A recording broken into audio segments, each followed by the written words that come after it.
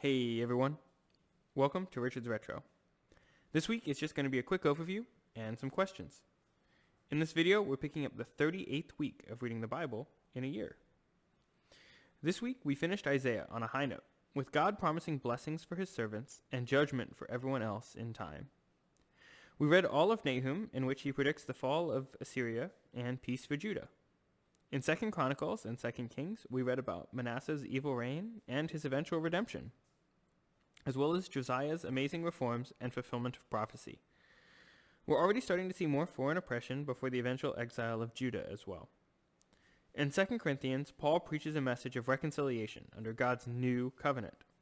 He explains that everything centers on the person of Jesus, who never sinned, becoming an offering for our sin so we can be made right with God.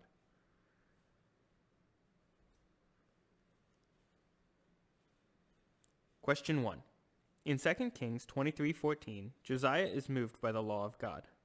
He smashed the sacred pillars and cut down the Asherah poles.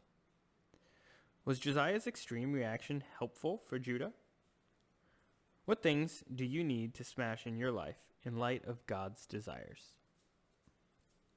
I encourage you to write down your answers, and we'll talk about them in our discussion on Saturday nights at 8 p.m. The link to that meeting and the reading plan is in the description, so be sure to check it out.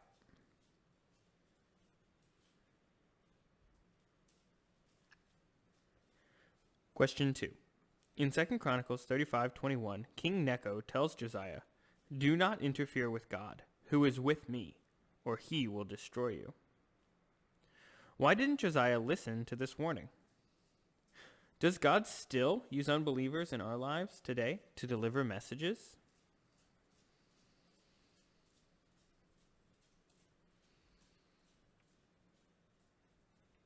Question 3. In Isaiah 65:1, God tells us, "I was ready to respond, but no one asked for help. I was ready to be found, but no one was looking for me.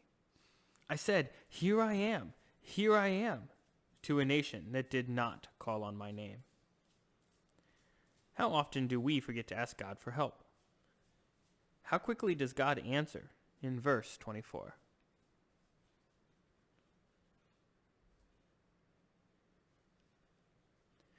Question 4. In 2 Corinthians 3:9, Paul remembers Moses' glowing face.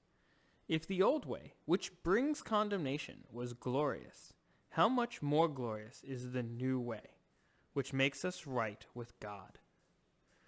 What made the old covenant glorious? What does it mean for either way to be glorious?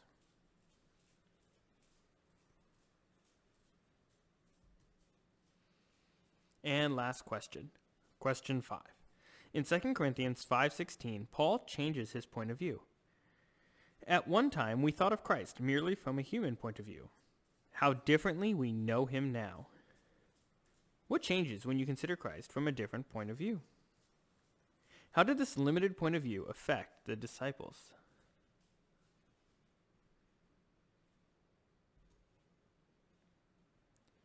All right, everyone, thanks for listening. If you liked the video, please give it a thumbs up and don't forget to subscribe. Feel free to answer questions in the comments or ask your own. I look forward to seeing a few of you in our virtual meetup. Cheers.